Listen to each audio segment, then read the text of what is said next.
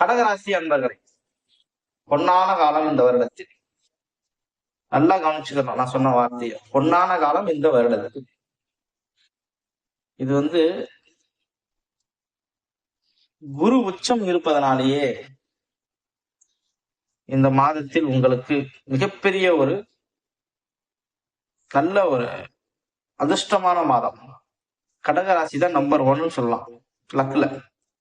குரு 1ஆம் பாவத்தில் உட்கார்ந்து இருக்கிறார். உங்களுக்கு 2ஆம் பாவத்தில் சூரியன், 3ஆம் பாவத்தில் யாரும் இல்லை, 2ஆம் பாவத்தில் கேது சூரியனுடன் சேர்ந்து இருக்கிறார். செவ்வாய் 12ஆம் பாவத்திலும், சனி 9ஆம் பாவத்திலும், ராகு 8ஆம் பாவத்திலும் உட்கார்ந்து இருக்கின்றனர். குரு நான் முதல்ல போன ராசியில சொல்லியிருப்பேன். நானு செவ்வாய் 1ஆம் பாவத்தில் உட்கார்ந்ததுனால தலைமை பண்பு அப்படின்னு. ஆனா கடக ராசியை பொறுத்த வரைக்கும் குரு 1ஆம் பாவத்தில் உட்கார்ந்திருக்கிறார். லக்னத்தில் குரு, 1ஆம் பாவத்தில் குரு. வேத ஜோதிடத்தில் குரு கடகத்தில் ரொம்ப உச்சமா இருப்பார். அது ஒரு மிகப்பெரிய ஒரு பலனை குரு கிள்ளி தர மாட்டார், அள்ளி தருவார் என்று சொல்லுவார். அது இந்த மாதத்தில் உங்களுக்கு ஆவணி மாதத்தில் இது நிகழப் போகிறது. இந்த மாதத்தில் உங்கள் தன்னம்பிக்கை, அறிவு, குடும்ப வளர்ச்சி, நல்ல ஆலோசனை, மதிப்பு, வாழ்க்கையில் முன்னேற்றம் போன்ற விஷயங்கள் கண்டிப்பாக நடக்கும். 2ஆம் பாவத்தில் சூரியன் மற்றும் கேது இருப்பதால் பண வரவு மற்றும் குடும்ப பேச்சில் சற்று நிதானம் தேவை. குரு இருப்பதனாலேயே நம்ம ஜெயிச்சுக்கிட்டே இருக்கிறோம் அப்படின்னு சொல்ற அந்த ஒரு ஹெட்வெயிட் இருக்கக்கூடாது. தலைகணம் நீங்க உங்களுக்கு வரக்கூடாது. அதை வச்சுக்கிட்டு குடும்பத்துல நம்ம பேசி சண்டை சச்சரவுகள் இருக்கக்கூடாது. நீங்க கண்டிப்பா ஜெயிப்பீங்க. வெற்றி வாகை உங்களுக்கு தான். குடும்பத்தையும் அனுசரிச்சு போவது மிக நல்லது. ஏன்னா உங்களுக்கு 2இல் சூரியனும் கேதுவும் இருக்கின்றனர். வாய் பேச்சு முக்கியம், கவனம் தேவை. பேசுவதில் நிதானமும் முக்கியம். 8ஆம் பாவத்தில் ராகு இருப்பதால் எதிர்பாராத மாற்றங்கள் ஏற்படலாம். 12ஆம் பாவத்தில் செவ்வாய் இருப்பதால் தேவையற்ற செலவுகள், பயணங்கள், தூக்கமின்மை போன்றவற்றில் உங்களுக்கு சற்று நெருக்கல்களை தரலாம். அதில் கொஞ்சம் கவனம் செலுத்துங்கள். நல்லா தூங்குங்க. கஷ்டப்படாம எதுவுமே கிடைக்காது. அதுக்காண்டி கஷ்டப்பட்டுட்டே இருக்கவும் கூடாது. உடம்புக்கு ரெஸ்ட் வேணும். கண்டிப்பா அதுக்குண்டான முயற்சியில் ஈடுபட்டு உடம்பையும் ஆரோக்கியமா பார்த்து.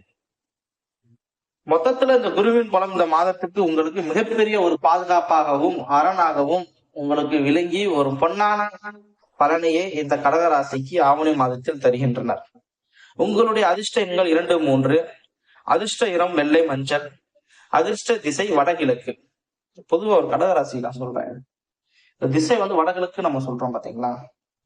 இது நீங்க விளக்கு போறதுக்கு நீங்க யூஸ் பண்ணலாம். இந்த மாசத்துல நீங்க விளக்கு போறதுக்கு இதை நீங்க யூஸ் பண்ணீங்கன்னா ஒரு மிகப்பெரிய ஒரு நல்ல மாற்றம் உண்டாகும். ஏன் இந்த விஷயத்த நான் சொல்றேன் அப்படின்னு சொன்னா, 2ல சூரியனும் கேதும் உட்கார்ந்துருக்காங்க. இதை நீங்க கண்டிப்பா இதை தெரிஞ்சுக்கணும். இது ஒரு குடும்பத்தில் ஒரு சற்று சர்க்கிள்களை ஏற்படுத்தலாம். உங்கள் பேச்சில் கொஞ்சம் ஒரு மாறுதல்களையும் ஏற்படுத்தலாம். ஒரு தலைகணம் மாதிரி பேச்சுவார். இது தவிர்க்கணும் நீங்க சொன்னீங்கன்னா, நீங்க போயிட்டு ஒரு அம்பாளுக்கு நீங்க போய் துர்க்கை அம்மனா இருக்கட்டும், இல்லைன்னா ஒரு சக்தி தேவி ஒரு அவதாரமா இருக்கும், அந்த அம்பாளுக்கு நீங்க விளக்கு போடுறப்ப இந்த வடகிழக்கு டைப்ல வச்சு நீங்க ஒரு விளக்கு போட்டீங்கன்னா ஒரு நல்ல ஒரு பலன் கிடைக்கும்.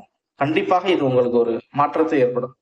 சரி, நான் கிழக்கு பார்த்து போறதுதான் எங்களோட குடும்பத்தோட ஐதீகம். சரி, கிழக்கு போடுங்க, ஒன்றும் பிரச்சனை இல்லை. ஆனா வடகிழக்கு போட்டால் அது கொஞ்சம் மாறுதல்களை ஏற்படுத்தி உங்களுடைய பேச்சில் ஒரு நிதானத்தை கடைபிடித்து உங்க பேச்சு திறமையை கொஞ்சம் நல்வழிக்கு கொண்டு போகும். உங்க பேச்சின் மூலம் வரும் துன்பத்தை குறைக்கும். புரியுதுங்களா? திங்கட்கிழமைகளில் நல்லா புரிஞ்சுக்கணும். இந்த ராசியை பொறுத்த வரைக்கும், கடகராசியை பொறுத்த வரைக்கும் திங்கட்கிழமைகளில் அம்பாளுக்கு அர்ச்சனை செய்து நீங்கள் வழி. நம்மளுடைய ராசி பலன் தொகுப்பு பிடித்திருந்தால் இந்த சேனலை நீங்கள் சப்ஸ்கிரைப் செய்யுங்கள், லைக் செய்யுங்கள், பெல் பட்டனை கிளிக் செய்து கொள்ளுங்கள்.